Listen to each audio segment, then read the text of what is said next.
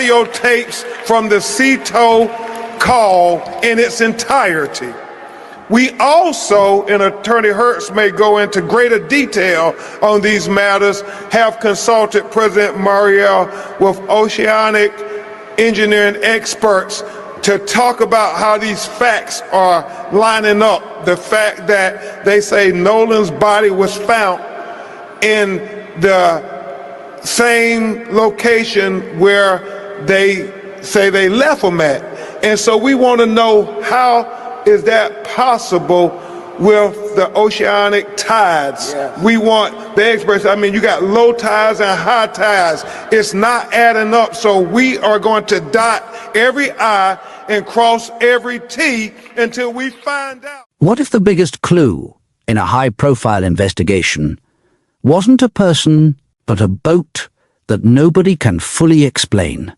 How does an object appear at the center of so many questions, yet leave investigators and the public with more uncertainty than answers? And what if the breakthrough everyone has been waiting for isn't hidden in a witness statement at all, but inside a recording and a newly surfaced piece of footage? That's exactly why attorney Ben Crump says his team is taking a closer look at evidence that could reshape how this case is understood. Today, we're breaking down the mystery boat no one can explain, the new details Ben Crump has revealed, and the overlooked pieces that could change the way you've been looking at this case from the very beginning. By the end of this video, you'll understand why so many people still believe one critical answer is hiding in plain sight. Portions of his throat were missing. When the independent pathologist began his second examination of Nolan Wells, he discovered that the tissue from the neck, the very tissue that might have answered whether there was injury, whether there was trauma, whether this was an accident or something else entirely, had been removed during the first autopsy and was no longer available for review. Officials said it was standard procedure. The family said it was one more answer they would never get. But that's not the only question that remains unanswered. There's an emergency call recorded from the water that prosecutors say contains critical information. There's a boat that appeared in newly surfaced footage with adults on board that has never been fully accounted for. And there's a young woman, the woman Nolan supposedly stayed behind with, who investigators spent 3 weeks trying to find, only to discover they'd been questioning the wrong person the entire time. 4 friends went out to celebrate the 4th of July. Only 3 of them came back. And in the weeks since, every attempt to understand what happened to the 4th has led to the same place, more questions than answers. This is the story of Nolan Wells. It began the way so many summer tragedies do, as nothing more than a holiday afternoon, a group of teenagers, a stretch of remote coastline, and a plan to celebrate the 4th of July on Horn Island. By that evening, 3 of those teenagers were home safely. Nolan was not. What happened in the hours between the moment his friends left him on that island and the moment an emergency call came in from the water has become the subject of a national conversation. Not just about what happened to one 17-year-old, but about trust, about grief, and about how far a family has to go just to be taken seriously when they say something doesn't add up. Before we go any further, this case involves a real death that remains under active investigation. We're going to walk through it carefully, sticking only to what has been publicly confirmed.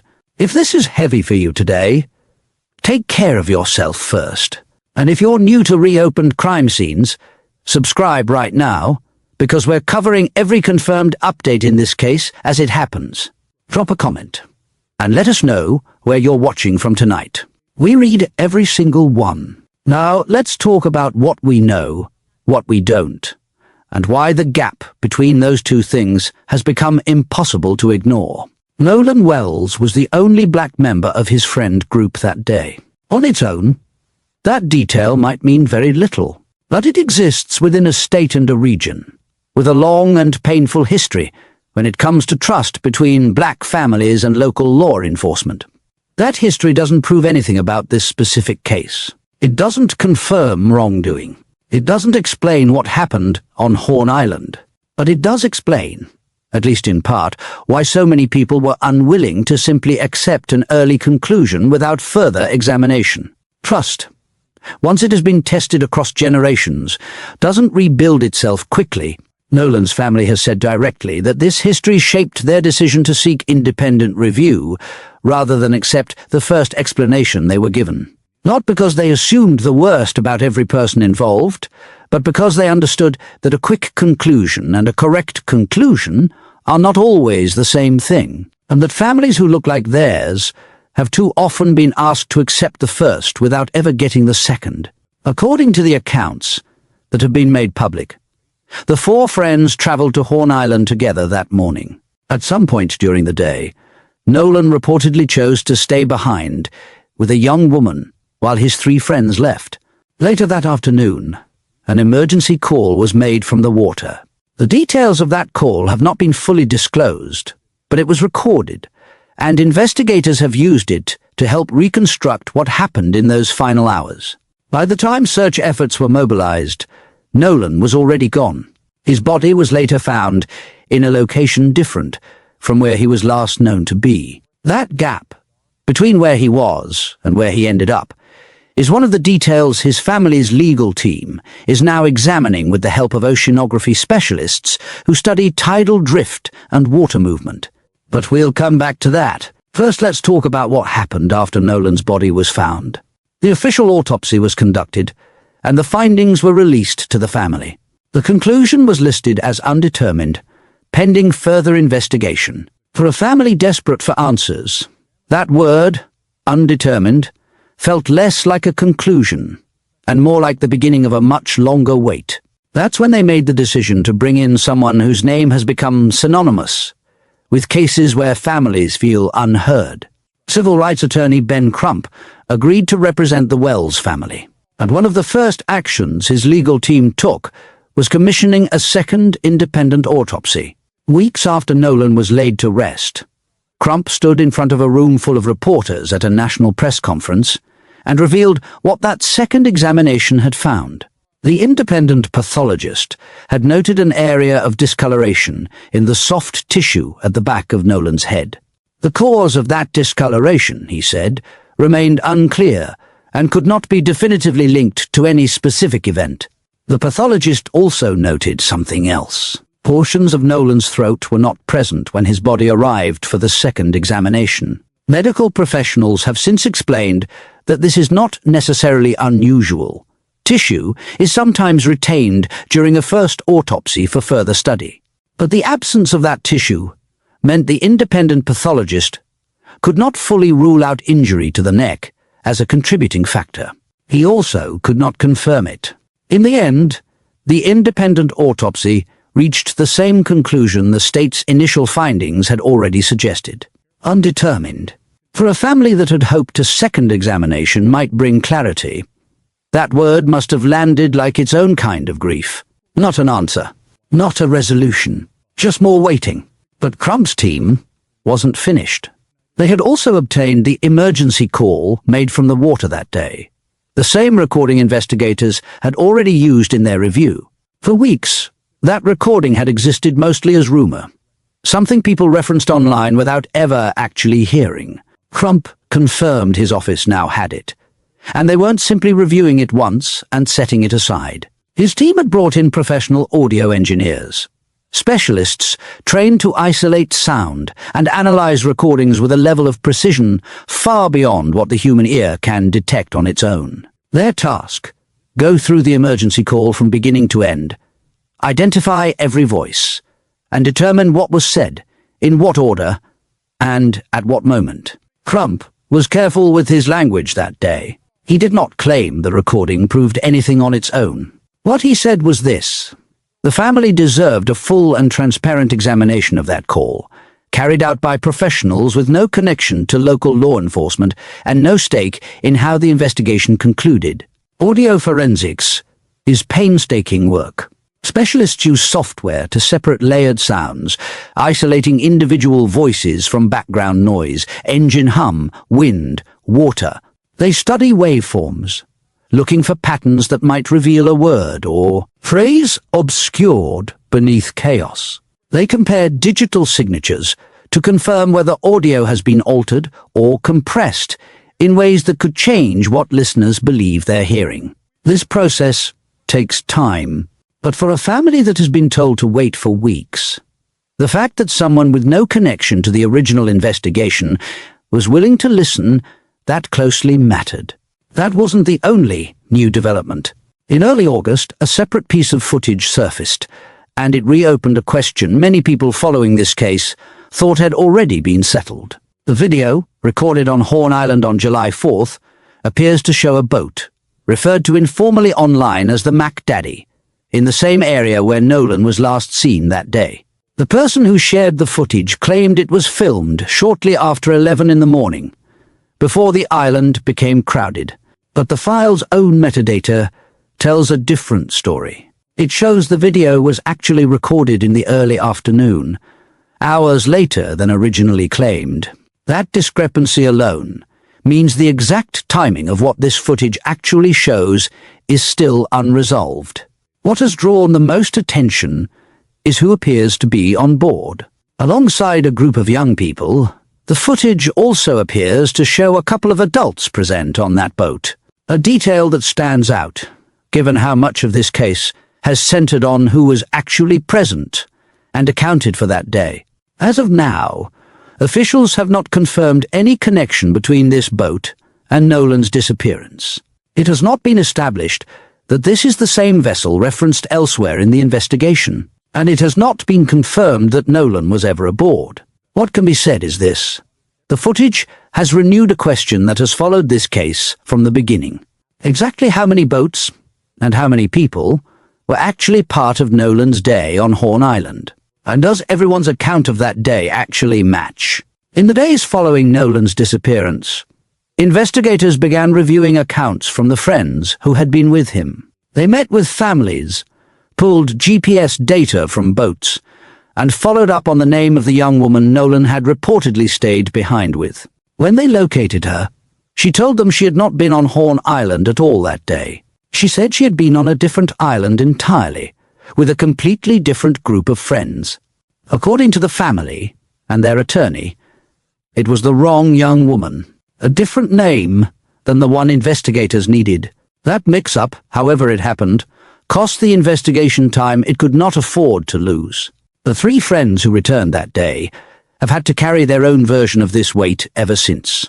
Whatever the truth of that afternoon turns out to be, they were the last people who saw Nolan Wells. That is not an accusation. It is simply a fact. And it is one that will likely follow all of them for the rest of their lives, regardless of what any final investigation eventually determines. As it stands now, Nolan Wells' death remains officially undetermined. His family continues to push for answers. Ben Crump's legal team continues its independent investigation. And somewhere, in the evidence that already exists, in the emergency call, in the tidal data, in the accounts given by those who were there, may be the truth about what happened on the 4th of July. If this case has already found its way into your thoughts the way it has for so many others, take a moment and subscribe to Reopened Crime Scenes. We're going to follow this story as it develops, covering every confirmed update with the care and accuracy it deserves. And we'll be here when the answers finally come. Because Nolan's mother has made one thing clear, she won't stop asking until they do. The audio file that went viral was fake. Thousands of people heard it. Hundreds of thousands shared it. And for weeks, it shaped what the public believed about the last moments of Nolan Wells' life. The recording claimed to be an enhanced version of the emergency call made from the water that day. People said they could hear additional voices beneath the surface noise. Phrases that seemed to suggest something far more troubling than a boating accident. The claim spread faster than anyone could verify it. And by the time a digital forensics analyst actually examined both recordings side by side, the damage was already done. What the analyst found was clear and undeniable. The viral version was noticeably longer than the original recording released by Mississippi Marine authorities. It carried an entirely different digital signature. In other words, What thousands of people believe they were hearing may never have existed in the original recording at all. Someone had altered it. Whether deliberately or by accident, someone had added content that was not there, and an unknown number of people had already formed firm emotional convictions about what happened to Nolan Wells based on audio that had been manipulated before it ever reached them. That's not just a failure of internet culture. That's a reminder of how easily grief and urgency can be turned into content, sometimes by people who never stopped to consider the family still living through all of it in real time. But the fake audio isn't the only complication in this case. There's another thread that online communities latched onto early, and this one turned out to be grounded in something real, a gap in the timeline that no one has been able to fully explain. According to the accounts given by Nolan's friends, they encouraged him to leave Horn Island with them that afternoon, but he chose to stay behind to catch a ride later with another group. On its own, that's not unusual. But here's what is. Independent witnesses later told investigators they saw Nolan on Horn Island as late as 6 o'clock that evening, hours after his friends say they had already left. Those witnesses had no personal connection to Nolan, no relationship to the friends, no stake in the outcome of this investigation. They simply saw him, and they reported what they saw. So the question becomes, what was Nolan doing during those hours? Who was he with? And why has that gap in the timeline not been explored more publicly? That gap became one of the central threads online communities refuse to let go of. And it's not hard to see why. Because if independent witnesses are telling the truth, then there are hours of Nolan's day that remain almost entirely unaccounted for. Hours that might hold the answer to what happened next. In the weeks after Nolan disappeared, this case did something few missing person stories managed to do. It refused to stay contained to local news. Independent researchers and online communities across the country began combing through every photograph, every video clip, every public record connected to that day on Horn Island. People who had never met Nolan, who had no personal connection to Mississippi or to any of the families involved, found themselves pulled into a mystery they couldn't look away from. And what they found didn't calm the public's questions. It multiplied them. Some of that online effort was organized almost like a volunteer newsroom, scattered across 100 different homes. People sharing verified updates, correcting misinformation when they spotted it, and consistently pointing followers back toward one simple, repeated request from the family. If you were on Horn Island that day, if you saw Nolan at any point during those hours, if you have any information at all, come forward. Not to a comment section, to investigators. That distinction matters more than it might seem. A comment section can generate attention, sympathy, even pressure, but it cannot open a case file. It cannot interview a witness under oath. It cannot hold anyone accountable. Only an actual investigation can do that. The most useful thing the online community around this case has done isn't uncovering a hidden twist. It's kept repeating, loudly and consistently, that any real tip belongs with investigators, not with a viral post. There's something else worth pausing on here. In an ordinary year, a story like this might have stayed local, a regional tragedy, covered by nearby outlets, gradually fading from attention as weeks passed. Instead, thousands of strangers spent their evenings studying boat GPS coordinates, cross-referencing timestamps, debating tidal charts, all in service of a question that, at its core, was never really about data at all. It was about a mother who still didn't know what happened to her son, and a public that, for whatever reason, refused to let her carry that alone. If you haven't already, now's a good time to subscribe to Reopened Crime Scenes, because we're tracking every confirmed step of this investigation as it continues to develop. And if this story is affecting you the way it's clearly affected so many others watching right now, share it with someone who hasn't heard about Nolan Wells yet. Awareness has already played a real role in keeping this case moving forward. Now, online attention has been a double-edged sword in this case. On one hand, it helped identify additional boats that were near the island that day. It surfaced inconsistencies between recorded interviews. It raised lingering questions about who was actually present on the water and when. All of that added public pressure that appears to have helped keep this investigation active, rather than quietly closed. But other claims, including elaborate theories connecting the case to unrelated outside figures and organizations, have never been supported by any credible reporting. They remain exactly what they started as: theories built in comment sections, not in evidence rooms. For a family already searching for solid ground, this online noise created a strange kind of double burden. Every new post promised answers. Very few of them ever delivered proof. Imagine grieving a child while simultaneously watching strangers argue online about whether your grief is justified, whether your son's death was an accident or something else entirely, all before a single official report has even been finalized. That is precisely where Ben Crump's approach was meant to draw a firm line, not by dismissing what the public was noticing, not by pretending the internet scrutiny didn't matter, but by insisting that whatever surfaced online be tested the exact same way everything else in this case was being tested, carefully, independently, and only accepted as fact once it could actually withstand verification. Because in a case already defined by unanswered questions, the last thing Nolan Wells's family needed was more speculation dressed up as certainty. To understand why this case pulled in the attention it did, it helps to understand who was standing at that podium beside Nolan's family. Ben Crump has spent years representing families in the aftermath of loss, often in cases that raise difficult questions about how thoroughly certain deaths get investigated, and how quickly some conclusions get reached.